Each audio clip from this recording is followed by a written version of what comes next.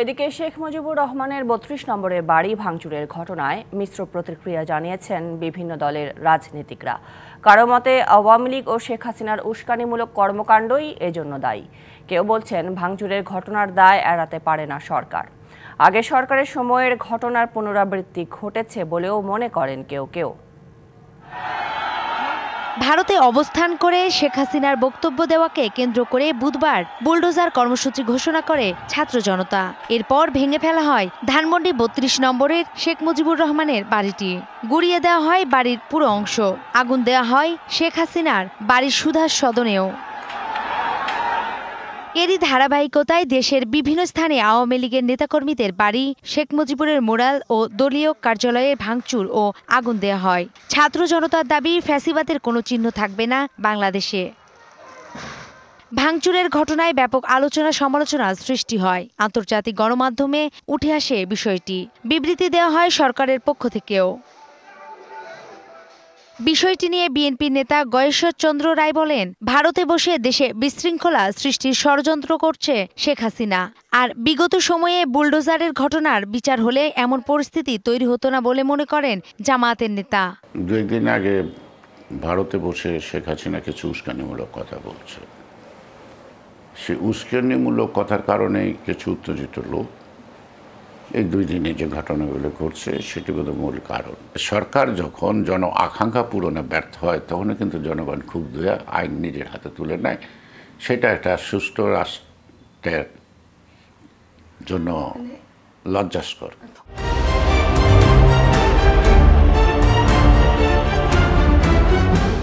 ওই সময় যদি বুলডোজারে আঘাতকারীদের বিচার করা হতো, আজকে অটোমেটিক একটা মেসেজ চলে যেত যে বুলডোজার ইউজ করলে কিন্তু বিচার হয়, কিন্তু উনি বিচার করেন নাই। বাংলাদেশে আর কোনো বাড়ি কিন্তু ভাঙচুর হয় নাই।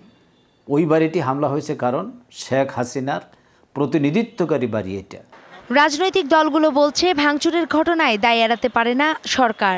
কেউ অন্যায় করলে আইনিভাবে তার ব্যবস্থা নিতে হবে।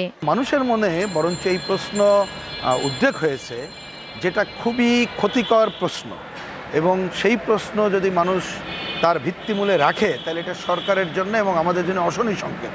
সেটা হলো সরকারের সায় ছাড়া এ ধরনের ঘটনা ঘটতে পারে না। দেশে তো অন্য জায়গাতে এখনও গোলমাল হচ্ছে, সেগুলো তো থামাচ্ছে না তারা। কাজেই প্রধান উপদেষ্টা যে বিবৃতি আর যেন না হয়, এটা অনাকাঙ্ক্ষিত, আর যেন না হয় তার ব্যবস্থা দেন, মুখে মুখে বললে তো হবে না। বিশ্লেষকরা বলছেন, শিক্ষার্থীদের কাছে সাধারণ মানুষের প্রত্যাশা অনেক। তাই পরিস্থিতি উত্তপ্ত না করে সবাইকে ধৈর্য ধরার পরামর্শ তাদের। বাংলাদেশের সামনের দিনগুলোকে আমরা খালি সংঘাতই দেখব, মারামারি দেখব, তাই না? মানে যে যুবকদের কাছে আমরা অনেক কিছু আশা করি, প্রত্যাশা আমাদের অনেক বেশি। আমার আশা থাকবে, আমি মনে করি যে তারা আর কোনো ভুল করবেন না। রাষ্ট্র পুনর্গঠনে ঐক্যবদ্ধভাবে কাজ করার আহ্বান এই বিশ্লেষকের। তারা যে কাজটা করতে চাচ্ছেন। নূপুর মাহমুদ, ডিবিসি নিউজ, ঢাকা। শেখ মুজিবুর রহমানের ৩২ নম্বরের বাড়ি ভাঙচুরের ঘটনায় মিশ্র প্রতিক্রিয়া জানিয়েছেন বিভিন্ন দলের রাজনীতিকরা। এ নিয়ে আরও বিস্তারিত জানার চেষ্টা করব। আমাদের সাথে বার্তা কক্ষ থেকে যুক্ত হয়েছেন স্টাফ রিপোর্টার নূপুর মাহমুদ। নূপুর মাহমুদ, একদল বলছে সরকার দায় এড়াতে পারে না, আবার আরেক দল বলছে এমন ঘটনা অতীতের পুনরাবৃত্তি। নানান ধরনের মিশ্র প্রতিক্রিয়া দিচ্ছে রাজনৈতিক দলগুলো।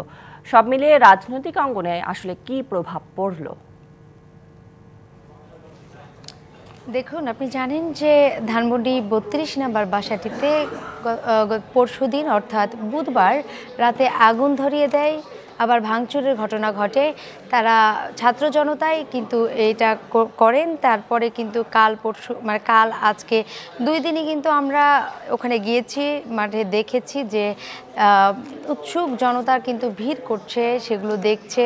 এমনকি যে যার মতো পারছে কিন্তু সব কিছু নিয়ে চলে যাচ্ছে। অনেকে আছে রড, সিমেন্ট, যে যেটা পারছে আসবাবপত্র সেটা কিন্তু নিয়ে চলে যাচ্ছে। তো আরেকটি বিষয় ছিল যে এখানে যেহেতু সবাই সব কিছু নিয়ে যাচ্ছে।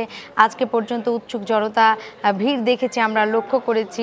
সেই সাথে কিন্তু আরেকটি বিষয় আপনাকে জানাই, বিভিন্ন এলাকায় কিন্তু যে সকল আওয়ামী লীগের নেতাকর্মীদের কার্যালয় ছিল বা বাড়ি আছে, সেগুলোও কিন্তু ভাঙচুর হয়েছে, ভাঙচুরের ঘটনা ঘটেছে। আজকেও কিন্তু আমরা দেখেছি যে বিভিন্ন জায়গায় আওয়ামী লীগের কার্যালয় যেগুলো ছিল সেগুলো কিন্তু ভাঙচুর হয়েছে। তো সব মিলিয়ে কিন্তু গত 3 দিন থেকে এরকম একটা পরিস্থিতি তৈরি হয়েছে। তো এই পরিস্থিতির পরপরই কিন্তু আমরা আসলে দেখেছি যে রাজনৈতিক মহলে একটি মিশ্র প্রতিক্রিয়ার বিরাজমান হয়েছে। আমরা বিভিন্ন জনের সাথে কথা বলেছি, এর মধ্যেই কিন্তু আজকে আমার বিএনপি স্থায়ী কমিটির সদস্য গায়েশ্বর রায়ের সাথেও কিন্তু আমার কথা হয়েছে। সেই সুযোগেই আমরা কিন্তু তার কাছে জানতে চেয়েছিলাম যে আসলে দেশের পরিস্থিতির বিষয় নিয়ে বা আমাদের যে আজকে যে ধানমন্ডি 32 নাম্বার যে ভাঙচুরের ঘটনা ঘটেছে এ বিষয় নিয়ে জানতে চেয়েছিলাম। তিনিও কিন্তু বিভিন্ন কথাই বলেছেন। আবার তিনি বারবারই বলছিলেন যে ভারতে বসে শেখ হাসিনা যে ষড়যন্ত্র করছেন এই বিষয়টা কিন্তু তিনি বারবার বলছিলেন। আবার হচ্ছে যে জামায়াতের নেতা ওনারাও কিন্তু বলছিলেন আজকে যে এই বিষয়টা কিন্তু পুনরাবৃত্তি হয়েছে, কারণ এই ঘটনাটা কিন্তু একসময় ঘটেছিল, তখন কিন্তু কোনো আইনি ব্যবস্থা নেওয়ার মতো পরিস্থিতি ছিল না, বা সেই সময় যখন শেখ হাসিনা ক্ষমতায় ছিলেন তখন কিন্তু এই বিষয় নিয়ে কেউ কিন্তু কোনো ধরনের মন্তব্য করতেন না বা কথা বলার সাহস পেতেন না। কিন্তু ওই পুনরাবৃত্তি আবারই ঘটেছে। এই জন্য তারা মনে করছেন যে আসলে এমন পরিস্থিতি আসলে যদি সেই দিন বিচারটা হতো তাহলে কিন্তু আজকের এই পরিস্থিতি তৈরি হতো না।